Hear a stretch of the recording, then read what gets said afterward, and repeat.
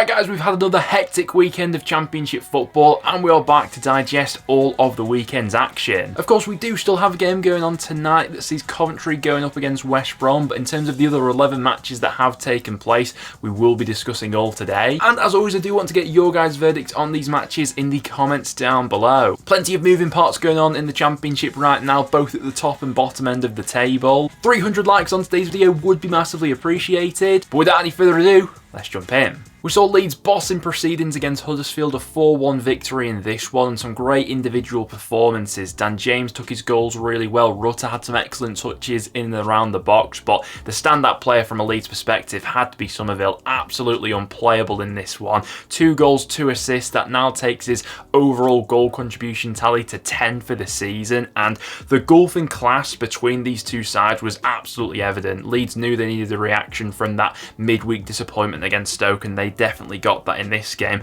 The worry with Huddersfield right now is the manner in which they're conceding a lot of their goals at the moment. We knew coming into this season that Huddersfield probably weren't going to be that free scoring given the attacking options at their disposal, but even just taking the games under Darren Moore so far as a sample size, they've conceded 15 goals in Darren Moore's first 7 matches in charge. Over 2 goals per game they're conceding right now. They've only scored 6 goals in that time as well, so quite a few emerging concerning patterns coming out of Huddersfield right now, and obviously they are the obvious team to target for those 3 in the bottom 3 right now. If there's anyone that's going to drop into that bottom 3, it's looking like it's going to be Huddersfield. Leeds, when they're at their fluid best, are absolutely fantastic to watch though, and I'm sure they can't have many complaints over that one. Southampton continued on their impressive run of form. They found themselves 2 goals up against Birmingham after just 22 minutes, but a key moment in this match coming in the first half where Bazunu absolutely wipes out Ollie Burke, and the referee, looking straight at it,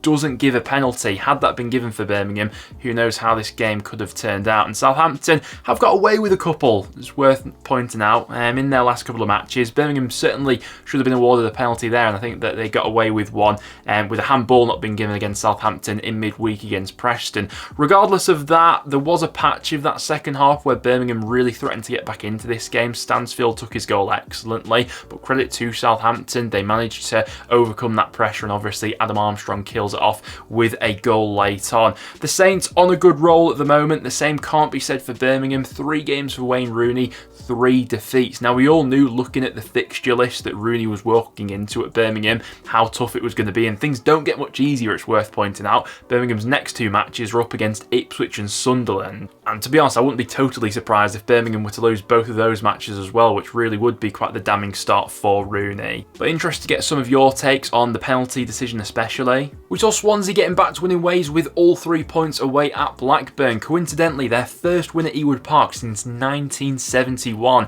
I had this one down as a Blackburn win. That wasn't how the script went in the end. Now, Swansea were coming off the back of a pretty flat performance, I thought, in midweek, but credit to how they went ahead and handled this match. It was an excellent goal taken by Cullen, and the sort of result that Swansea needed with a few tough fixtures coming up. Looking at Swansea's next 4 matches, they've got games against Sunderland, Ipswich, Hull and Leeds, which is really quite the tough running. So a needed 3 points in this one, and fair play for how they handled Blackburn's threat. From a Rovers perspective, they seemingly got into some really good areas in the final third, but as has been the case on a few occasions this season, we're a little bit guilty of being a little bit wasteful perhaps. They had 20 shots in this game but didn't manage to convert any of them. Back to the drawing board for Blackburn, who were obviously on a really good run coming into this game. They'll be hoping that this one was a bit of a one-off. After that, we had Cardiff making it back-to-back wins with all 3 points against Bristol City. Disappointing first goal to concede from Bristol City's perspective, coming from a set piece with that many defenders in the box, allowing Perry and G to get head onto it, and then it was Colwell with some really silky feet to wrap up this one for Cardiff with a nice second goal. The difficulty that Bristol City are obviously having right now is with the ridiculous accumulation of injuries, and I think that's increasingly evident when you look at the bench and the lack of options that Nigel Pearson actually has to call upon. And when you do concede the first goal, you're looking at your bench to make those game-changing substitutions. Pearson doesn't really have that luxury right now. 2 of the 3 substitutes that Bristol City introduced in this game were teenagers who have barely played in senior football and been thrust upon you to sort of be that game-changing impact was always going to be tough for them. So hard to go in on Bristol City much with the increasingly difficult injury picture that they're working with right now, but Cardiff still had to get the job done, and credit to them for going ahead and doing so. And do you know what, after all the hardship that came along with last year, I'm fully on board for a Cardiff potential playoff challenge this season. Back-to-back wins and looking good right now, it has to be said. And just jumping in after I went ahead and made this recording, Bristol City have made the decision to go ahead and part company with Nigel Pac, a decision which has, for me, really come out of left field, and I think for a lot of Bristol City fans as well. Now, the best way that I'd describe Nigel Pac's time at Ashton Gate would probably be solid. Bristol City were never the most eye-catching or remarkable side under Pearson, but the job that he was entrusted with, I think he's carried that out really successfully. It's been year upon year steady progression under Pearson, where he's been challenged with slashing the wage bill, not working with the biggest of stars, and obviously bringing up a lot of their younger talents. And like we were discussing then when we were talking about the game against Cardiff, working with so many injuries at the moment. I know they've lost their last couple of matches, but before that it felt like they were still on course to have a steady progression from last season. So this decision really has come out of left field. Bristol City fans, I want to hear your guys' thoughts in the comments down below. Unlike the AINSWORTH sacking, where I think a lot of us had seen that one come in for quite a while, this one really came out of left field. And it was another really frustrating afternoon for my side, Preston North End, on the losing end once again. Hull getting the better of us. That's now 7 games without a win for Ryan Lowe's men. Now, for me personally, I think a draw probably would have been fair on reflection of the full game in this one, but in the end it was just Hull with that little bit more magic in the final third. Coming into this game, I think that Preston will have pinpointed Philogene as the danger man. There was a real chance he had in the first half when he went through, but he just sort of squandered that chance. But he wasn't going to make that same mistake in the second half, manages to wriggle away from Potts and Story, and a really nice finish, albeit I think that Preston should be doing better from a defensive standpoint in that sort of situation. The frustration really comes by the fact that when Hull scored that goal, I think it was Preston who were on top and looking the more likely side to break the deadlock, but once Hull hit us with that sucker punch, we found it tough to sort of come up with a response, really. Another really frustrating match because there wasn't a whole lot in it. Another penalty appeal that North End had waved away. That's been a common occurrence for us lately. But there's no two ways about it. 7 games without a win just isn't good enough, and that's something that absolutely needs to be rectified straight away. Picking out a potential positive from North End from this game, though, I thought that Alan Brown was absolutely superb once again, and so far this season, I think this is the best I've seen Alan Brown in absolutely ages. His energy to drive us up the pitch on the ball, I think he's been really good off it as well, and a real captain who's leading by example at this point in time. But credit to Hull, a tight game that they were on the winning end of. They needed to turn some of those draws at home into wins, and I think a few weeks ago this probably would have been one of those games which did end level, and maybe that's going to be the difference now for Hull in sneaking up the Championship if they can turn more of those draws into wins like they did this weekend. Ipswich against Plymouth had just about everything, and Plymouth will be absolutely gutted to have not got anything from this game given how they went about it. Put Ipswich in some really uncomfortable areas, pressed them really well off the ball. It was a gorgeous goal by Morgan Whittaker to give the away side the lead in this one, and a big decision made when Plymouth were 1 goal up not to be awarded the penalty. Now, in real time it looked like a stonewall penalty and red card, but the angle from behind the goal is a little bit more inconclusive, not clear that the defender actually touches the onrushing attacker, and so that decision will leave people debating. And it's such a frustrating and quite bizarre goal that Plymouth concede on the stroke of half-time, and Ipswich were obviously able to generate a bit of momentum then heading into the second half. But there's been quite a few occasions this season where Plymouth have been excellent on the road, but they've not got the result over the line that's probably been deserving given the performance. Likely had an excellent game in net for Ipswich in this one and denied Plymouth on quite a few occasions. Definitely think they can take a lot of positives from that performance, but just a frustrating one. They didn't get any sort of result over the line in the end. For Ipswich, they always seem to find a way to win. That's now 4 consecutive wins on the bounce and 9 without a loss for Kieran McKenna's side. They're absolutely flying right now. Right now, I have to tip my hat to Alex Neil and Stoke City, because what a run of form this is. Before the international break, Stoke Stoke hadn't put together back-to-back wins all season. They've now gone ahead and won 3 on the bounce and come through 3 really difficult fixtures with 9 points with wins against Sunderland, Leeds and now Middlesbrough. Now Borough certainly weren't at their firing best in this game, certainly didn't look like a side who had won their previous 6 matches coming into this game. I think we can forgive Middlesbrough having an under par performance given how good they've been recently, but it's absolutely imperative that they get back to winning ways as soon as possible. Next up for Michael Carrick's men after that EFL Cup game is a game against Plymouth, and they then have an absolutely huge game against Leicester, which they won't want to be out of form for going into. But looking at Stoke's fixture running between now and the end of the calendar year, don't get me wrong, there are a couple of tough games sprinkled in there, but I actually think Stoke have got a really favourable run in between now and the end of the year, and I really think that this could be a time where they continue to add and build a little bit of momentum. They've been playing some nice football recently, it's been backed up by a good solid spine, and it finally feels as if the pieces have fallen into place for Alex Neil after a difficult start to the season, it has to be said. Leicester have made it 9 wins on the bounce with all 3 points against QPR. We saw Burnley going 10 wins on the bounce last season. We'll have to wait until next week to see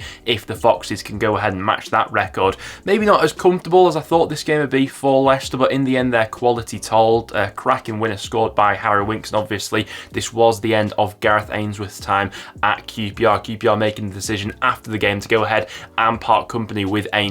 And to be honest, I think that's been a decision that's been quite a long time coming. I, like a few other people, were surprised that Ainsworth hadn't already been kicked out prior to this, as with him at the helm, the squad at right now, how they're performing, I don't think they stood much of a chance at survival. With a new manager coming in with some fresh ideas, we're still early enough in the season where I think enough change can be enacted whereby QPR could have a bounce and they could still salvage things. It's currently being reported that Neil Warnock could be that man. What a story that'd end up being if QPR end up surviving thanks to Warnock and then he relegates Huddersfield in the process. I think you could tell that everything wasn't right behind the scenes at QPR with Ainsworth, particularly with a few of the bits that have come out since his sacking. Taylor Richards on Twitter, for example, liking a few quite damning tweets about Ainsworth, which shows the disharmony in that camp right now, and that's what the new manager is going to be walking into. A lot of people had QPR down as one of their primary relegation candidates at the start of the season, and while their squad isn't at the same level that it has been at in previous years, I still think there's enough talented players in there to get more of a tune out of where they could have a real stab at survival under a new manager. For Leicester though, they continue to romp the Championship. Next up for the Foxes is a really interesting game against Leeds. It was a big 3 points that Sunderland picked up this weekend with a 3-1 triumph against Norwich, and this result really leaves Norwich in it. Now these were two sides coming into this game, neither of which run a particularly great run of form, and both could have done with a result in this one. Sunderland got that after coming from behind, and the concerns around Norwich are only starting to grow week in, week out. After this game week, Norwich have now conceded a higher XG than any other side in the Championship. There are a few bad individual errors that were at fault for the goals they conceded in this game. It now means it's just 1 win in Norwich's last 8 matches. David Wagner, a manager who does look to be standing on thin ice right now. For Sunderland though, that was just the sort of result they needed, especially on the back of 3 consecutive defeats. Hopefully for their sake,